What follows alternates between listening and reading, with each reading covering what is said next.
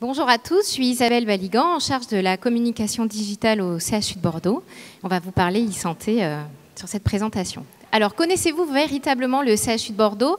Premier CHU de France, premier employeur de la Nouvelle-Aquitaine, 14 000 salariés, 3 200 patients suivis par jour, 5 000 étudiants et des missions principales de recherche, de soins, d'enseignement, mais aussi de prévention. À l'échelle du CHU et de ses missions en recherche et innovation, il y a un réel intérêt pour les solutions numériques, dont fait partie la réalité virtuelle.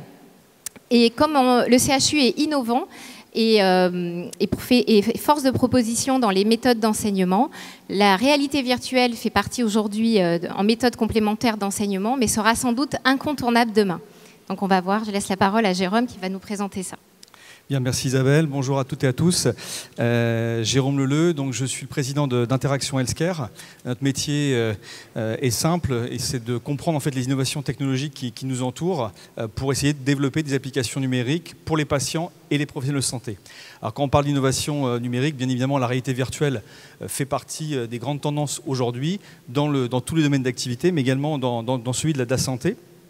Et on a donc depuis maintenant 4 ans développé sur Bordeaux un département qui s'appelle Sim4Health et qui est spécialisé en fait dans les simulations numériques pour la formation des professionnels de santé.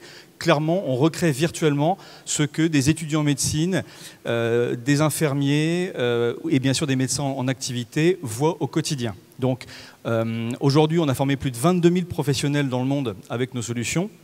Alors comme on a peu de temps, je vous ai montré quelques visuels. Vous avez bien sûr des cas cliniques virtuels que le professeur Salle va nous présenter tout à l'heure et donc qui permet de rencontrer donc des patients. On va avoir des simulateurs en 3D temps réel que vous avez notamment avec le papa qui est au-dessus de son bébé à l'hôpital. Et donc là, on va avoir toute la partie procédurale. On va reprendre toutes les étapes pour la prise en charge du patient. Et puis au milieu, vous avez la réalité virtuelle qui forcément par rapport au développement des technologies grand public, je pense notamment le casque HTC Vive ou Oculus, permettent aujourd'hui d'avoir une nouvelle dimension. Mais avant de vous montrer une première petite vidéo, on parle beaucoup de technologie, on parle beaucoup de pédagogie, donc ça c'est, j'irai toutes les équipes au sein de Sim4Health qui apportent ce savoir-faire, mais c'est avant tout un intérêt pour le patient, et donc on s'inscrit dans un principe éthique qui n'est jamais la première fois sur le patient, et pour éviter bien sûr des erreurs qui pourraient arriver. Donc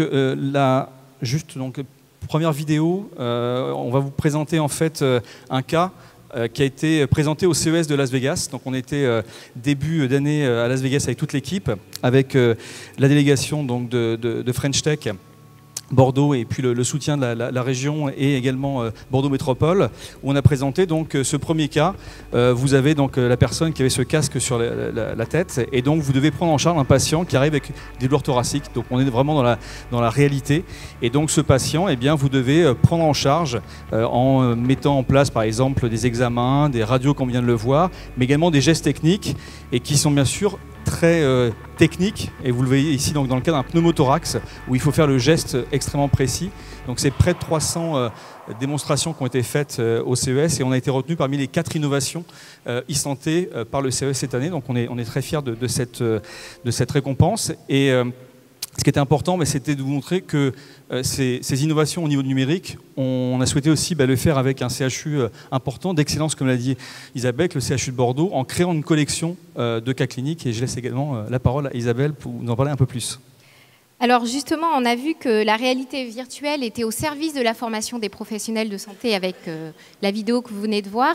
On forme en fait les médecins de demain avec une réalité réelle auprès des patients, avec pas mal d'outils, des mannequins connectés, des serious games, la réalité augmentée, la réalité virtuelle. Tout ça pour améliorer les apprentissages et véritablement monter en compétences pour les gens formés.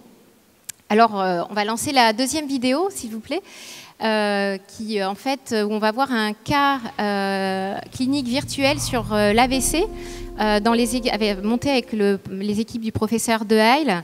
Vous allez voir tout de suite un petit peu comment ça se passe pour les étudiants. Donc, en fait, bien sûr, ça permet pour eux de monter en compétences, d'acquérir des réflexes, mais aussi de gagner du temps et aussi de traiter à distance dans certains cas. En fait, c'est un réel progrès dans la transmission des savoir-faire et des techniques pour tous les professionnels de santé, que ce soit du médecin, mais aussi auprès des soignants qui sont auprès des patients tous les jours. On peut aussi soigner grâce à la réalité virtuelle. C'est aussi le cas dans ce service de rééducation aujourd'hui même au CHU de Bordeaux. C'est-à-dire qu'on se sert de la réalité virtuelle pour stimuler la motricité, mais aussi au niveau cognitif, ces patients qui sont en rééducation. Et les équipes hospitalo-universitaires testent tous les jours de ces outils, même si c'est actuellement une méthode complémentaire, je le rappelle, c'est sans doute l'avenir pour un hôpital. Il y a aussi un autre exemple que je voulais citer, c'était les équipes du professeur Philippe qui travaillent sur le projet SAMPSI. En fait, avec la réalité virtuelle, ils ont créé des agents conversationnels qui permettent de traiter les maladies psychiatriques. Donc l'objectif, c'est vraiment d'anticiper les pathologies et de trouver des solutions, mais aussi de former les étudiants sur l'entretien psychologique. Donc réellement, il y a une modification des usages dans la formation des professionnels, mais aussi dans la relation des patients. Et ces médecins, en fait, qui sont aussi des enseignants-chercheurs, sont réellement des initiateurs dans ces projets. Et je vais d'ailleurs passer la parole au professeur Salle qui va vous expliquer tout ça. Merci. Bonjour, donc je suis le professeur Nathalie Salle du CHU de Bordeaux. Et pour nous, les universitaires, vous l'avez compris, il était très important qu'on puisse se poser et réfléchir à comment améliorer notre formation auprès des jeunes médecins de demain et des étudiants dès la 4e année de médecine. Alors, on a essayé d'abandonner les cas cliniques papier, pas très sexy, pour rentrer dans la réalité virtuelle. Et je remercie Interaction Healthcare vers laquelle nous nous sommes tournés pour créer ces jeux très pédagogiques qui permettent à l'étudiant en fait d'être en totale immersion avec son patient, qui est un avatar que nous avons créé avec les équipes de neurologie, de rééducation et également de gériatrie, sur l'accident vasculaire cérébral, vous l'avez vu, mais aussi sur les plaies chroniques complexes, et donner à l'étudiant tout ce qu'il faut pour déjà commencer à faire son activité de médecin.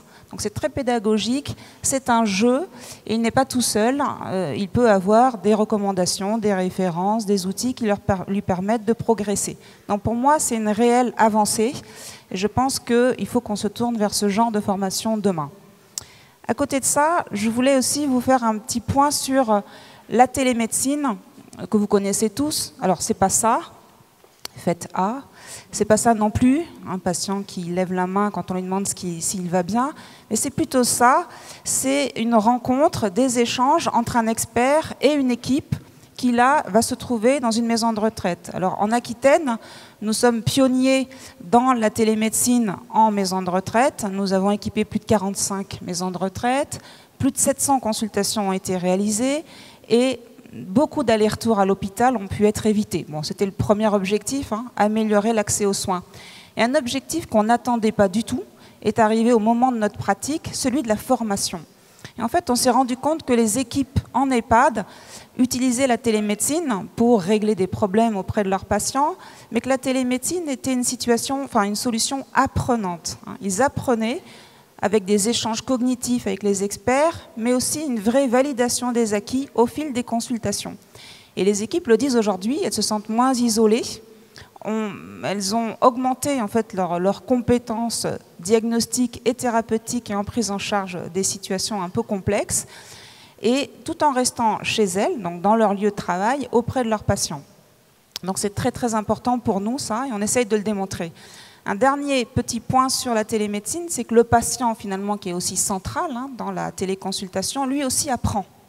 Il entend les échanges et il va participer à ces échanges. Et il y a une vraie éducation thérapeutique qui peut se mettre en place avec un patient qui va apprendre à utiliser les outils de prévention, mais aussi de traitement pour améliorer son état de santé. Donc ça, c'est aussi un point très très fort de cette nouvelle activité, disons, de formation en immersion totale.